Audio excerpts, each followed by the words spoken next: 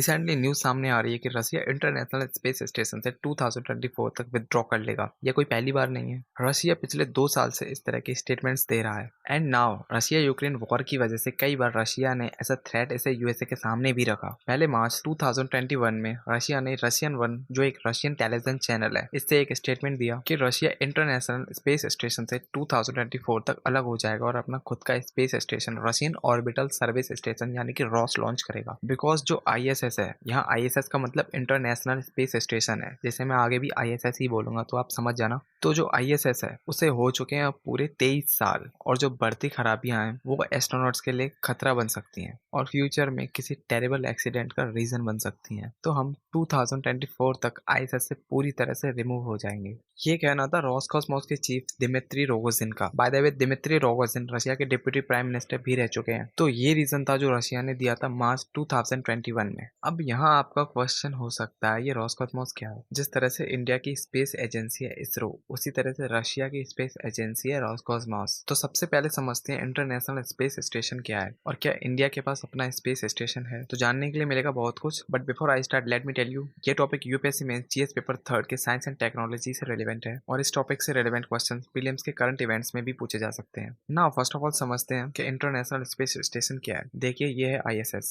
यानी international space station. It's a largest modular space station. ये space में एक बहुत बड़ी लेबोरेटरी की तरह है जिसमें स्पेस डेवलपमेंट से रिलेटेड एक्सपेरिमेंट्स किए जाते हैं। एंड नाउ प्रेजेंट में 7 लोगों का इंटरनेशनल क्रू ISS में एक्टिव है। यह पृथ्वी से 400 किलोमीटर ऊपर लोअर ऑर्बिट में 7.5 किलोमीटर पर सेकंड की स्पीड से पृथ्वी के चक्कर काट रहा है। 24 घंटे में यह पृथ्वी के 16 चक्कर लगाता है। एक एनिमेशन से इसे समझते हैं। ये जो मूविंग पॉइंट आप देख रहे हैं, यह है ऑर्बिट करते हुए ISS के एनिमेशन इमेज, जिसमें सेंटर में अर्थ भी है। पर अभी आपको समझाने के लिए यहाँ अर्थ को इनविजिबल कर दिया है। यहाँ ISS 2 महीनों में किस तरह का स्ट्रक्चर बना रहा है आप क्लियरली समझ सकते हैं। और इसी तरीके से ISS पृथ्वी के ऑल अराउंड ऑर्बिट करता है। So that's amazing.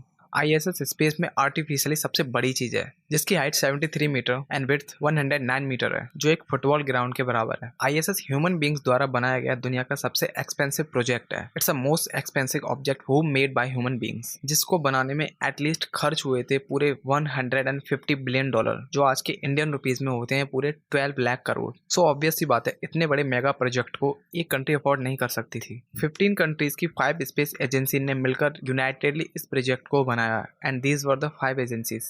यूएसए की नासा, रशिया की रोसकॉस्मोस, जापान की JAXA, यूरोप की ESA एंड कनाडा की CSA। इस मैप में आप जितनी कंट्रीज को कलरफुल देख रहे हैं, उन कंट्रीज के 250 से भी ज्यादा एस्ट्रोनॉट्स अब तक ISS को विजिट कर चुके हैं।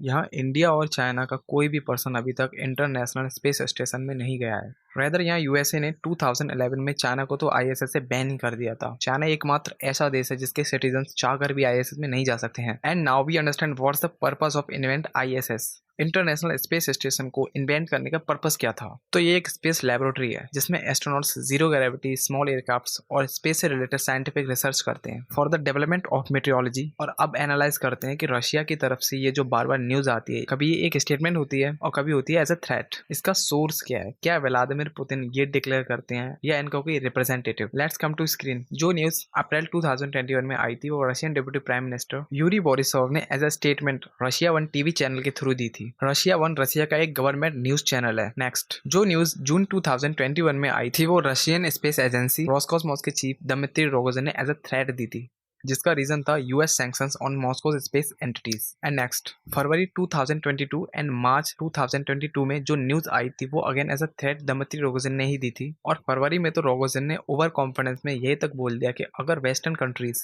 रशिया से सैंक्शंस को नहीं हटाती है तो हम ISS को ऑपरेशन करना बंद कर देंगे और may be possible ISS India या चाइना पर गिर सकता है। आई थिंक ये बात व्लादिमीर पुतिन को भी शायद अच्छी नहीं लगी और 16 जुलाई 2022 को पुतिन ने दिमित्री रोगोजिन को रोसकॉस्मोस के चीफ पोस्ट से डिसमिस्ड कर दिया और यूरी बोरिसोव, जो पहले रशिया के डिप्टी प्राइम मिनिस्टर थे, उन्हें रोसकॉस्मोस का नया चीफ अपॉइंट किया। और नाउ रिसेंटली 26 जुलाई 2022 रशिया के इंटरनेशनल स्पेस स्टेशन से ड्रॉप आउट होने की जो न्यूज सामने आ रही है वो यूरी बोरिसोव ने ही दी है। तो आपको यहाँ एक बात तो क्लियर हो गई होगी कि रशिया की तरफ से ISS को लेकर जितने भी थ्रेट दिए गए हैं वो दिमित्री रोगोजिन ने ही दिए थे, जो फिलहाल पावर में नहीं है। अब ISS इंटरनेशनल स्पेस स्टेशन के कुछ टेक्निकल टर्म समझते हैं। वैसे वर्बली बोलना और टेक्निकली आईएसएस से अलग होना, इन दोनों ही चीजों में बहुत फर्क है, क्योंकि आईएसएस को बनाया ही इस तरह से गया है कि इसको ऑपरेट करने के लिए इसके सभी मॉड्यूल इंपॉर्टेंट है। सो कम टू द स्क्रीन पर आप आईएसएस के एक्सप्लोडेड व्यू को देखिए, जिसमें सभी मॉड्यूल्स और कंपोनेंट को एक्सप्लोर करके दिखाया गया है। और आगे मैं आपको दिखाऊंगा कि इसमें से रशिया के मॉड्यूल्स कौन से हैं। तो आईएसएस में टोटल 17 मॉड्यूल्स हैं, जिसमें से 6 रशिया के हैं। नंबर 1 है यहाँ, ये है जारिया, एंड नंबर 2 ये है ज़्वेज़दा, एंड नंबर 3 पॉइस्क, जो ज़्वेज़दा का ऊपरी पार्ट है, एंड नंबर 4 रेज़वेट, ये जारिया का लोअर पार्ट है। नंबर 5 नौका, जो ज़्वेज़दा के ठीक नीचे है, एंड नंबर 6 है प्रिचल, जो एक छोटे से गोल कैप्सूल की तरह है। और मैं यहाँ एक चीज़ और ऐड कर दूँ, यहाँ जारिया का केस थोड़ा अलग है। इवन दो जारिया मॉड्यूल रशियन कंपनी ने बनाया है, पर इस पर इन्वेस्टमेंट यूएसए ने की थी, तो आज के टाइम जारिया को ओन करता है यूएसए। वैसे आईएसएस में सभी मॉड्यूल्स का अपना एक कोर फंक्शन है, एंड रशिया के इन 6 मॉड्यूल्स के फंक्शन रफली समझो तो ये मॉड्यूल्स आईएसएस को ऑर्बिट में रख नेविगेशन और कंट्रोल के लिए बहुत इंपॉर्टेंट है, जिसमें कि Zvezda is the most important module. यहाँ एक अलग इमेज से समझते हैं, यहाँ जो रेड कलर में जो पार्ट्स आप देख रहे हैं, ये सभी हैं रशियन मॉड्यूल्स, और जो येलो कलर्स में पार्ट्स हैं वो सभी हैं यूएसए के modules. So at the point अभी तक ये इंश्योर नहीं हुआ है कि रशिया टेक्निकली आईएसएस से सेपरेट कैसे होगा। वैसे ये देखना बहुत इंटरेस्टिंग होगा कि रशिया आईएसएस से सेपरेट कैसे होता है। यहाँ हो सकता है कि रशिया इस तरह की स्टेटमेंट्स देकर रशिया यूएसए पर कुछ प्रेशर जनरेट करना चाहता हो, जिससे कि रशिया को सैंक्शन से रिलीफ मिल सके। ऑल्दो बाइडेन एडमिनिस्ट्रेशन और नासा ने रशिया से आईएसएस प्रोग्राम को 2030 तक बढ़ाने की ऑफरिंग की, पर इससे ज़्यादा और कुछ भी नहीं। एंड दूसरी तरफ नासा के आईएसएस प्रोग्राम के चीफ रॉबिन गेट्स ने बताया कि रॉसकॉस्मोस ने अभी तक ऑफिशियली इस बात को नासा या अदर स्पेस एजेंसीज के सामने नहीं रखा। तो अब इन रशियन मॉडल्स के बारे में कुछ समझकर आपको ये तो क्लियर हो चुका होगा कि आईएस का जो प्रोपल्जन सेगमेंट है वो रॉसकॉस्मोस यानी कि रशिया के कंट्रोल में है। तो ये भी एक रीज़न है कि रशिया बार बार आईएसएस को पृथ्वी पर गिराने की बात करता रहता है।